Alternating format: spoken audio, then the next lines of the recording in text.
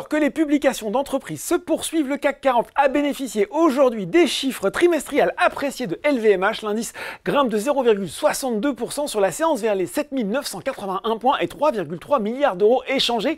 Parmi les autres résultats salués en Europe, on peut citer Adidas qui accélère l'allure à plus 8,7% après avoir relevé ses objectifs annuels. À l'inverse, le néerlandais ASML, l'un des principaux fournisseurs des fabricants de semi-conducteurs, cède 6% à cause d'un net recul de son bénéfice net au premier trimestre et de commandes jugées décevantes. Aux États-Unis, Dow Jones et Nasdaq se replient à 17h45 à moins 0,3 pour le premier et moins 0,51 pour le second. À noter tout de même qu'Eli Lilly met fin à 4 séances de baisse, le groupe pharmaceutique qui a annoncé de premiers résultats positifs pour ses essais cliniques de phase 3 encourageants dans l'apnée du sommeil avec son médicament anti-obésité, le trizépatide, plus connu sous son nom commercial de Zepbound. On revient bien sûr à Paris, on regarde les valeurs en progrès. Eh bien c'est Neoen qui accentue son rebond après le terrain perdu lundi et qui termine en tête du SBF 120 devant Ubisoft, TF1 et CGG.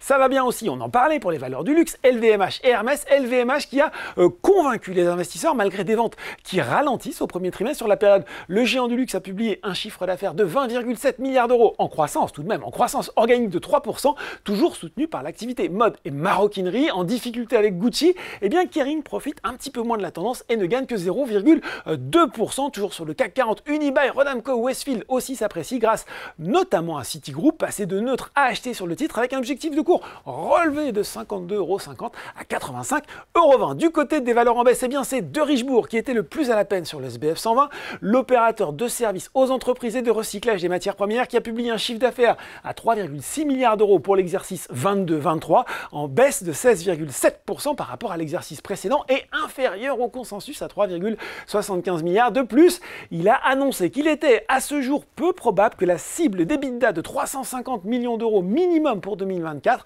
qui avait été communiquée lors de la publication des résultats 2023, soit atteinte. Derrière, Valneva reste sous pression et sur le CAC 40, c'est Téléperformance qui repart déjà dans le rouge après le petit rebond d'hier. Et puis, les valeurs de la tech française se replient aussi à l'image de Dassault Systèmes et Capgemini. Voilà, c'est tout pour ce soir. En attendant, n'oubliez pas, tout le reste de l'actu éco et finance est sur Boursorama.